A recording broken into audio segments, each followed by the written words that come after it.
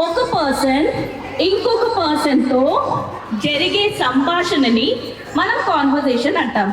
Conversation చేసేటప్పుడు భయం వస్తుందా? స్టేజ్ ఫియర్ ఉంటుందా?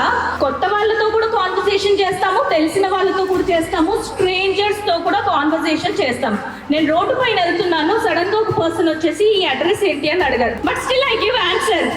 నాకు తెలిస్తే తెలుసు అని చెప్తాను, తెలియకపోతే తెలీదు అంటాను. కానీ అక్కడ నాకు స్టేజ్ ఫియర్ వచ్చిందా? Stage fear is not something which we can pretend or which we can accept or not accept. It is something which is quite common for everybody. అందరిలోనూ ఫియర్ ఉంటుంది. Let us analyse that.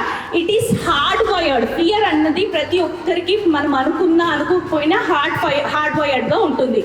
ఫియర్కి 2 acronyms ఉన్నాయి. ఒకటి ఏంటి? Forget everything and run. FEAR. Negative fear అన్నమాట. అదేం చేస్తుంది? అమ్మో నేను మాట్లాడగలుగుతానా లేదో, మాట్లాడాలనుకున్నప్పుడు టాపిక్ గుర్తొస్తుందో రాదు, టాపిక్ గుర్తొచ్చిన తర్వాత రైట్ వర్డ్స్ యూజ్ చేస్తానో లేదో. ఓకే, ఎంతో కొంత ధైర్యం తెచ్చుకొని మాట్లాడి రైట్ వర్డ్స్ యూజ్ చేసినా కూడా అందులో మా టీచర్స్ తప్పులు ఎతికితే, మా ఫ్రెండ్స్ నవ్వితే, ఫేస్ ఎవ్రీథింగ్ అండ్ రైస్.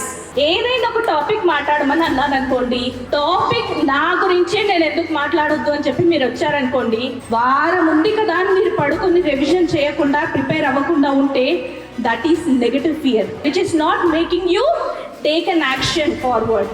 అదే పాజిటివ్ ఫియర్ ఏం చెప్తుంది? 1 వీక్ ఉంది, కరెక్ట్గా యూటిలైజ్ చేసుకో, ఒక ప్లాన్ ప్రిపేర్ చేసుకో, ఒక స్కెడ్యూల్ పెట్టుకో, ఏ సబ్జెక్ట్ నీకు వీక్గా ఉన్నావు దాన్ని ప్రయారిటైజ్ చేసుకో అని చెప్తున్నవన్నీ ఏంటి? Positive fear. Face the situation and rise from that.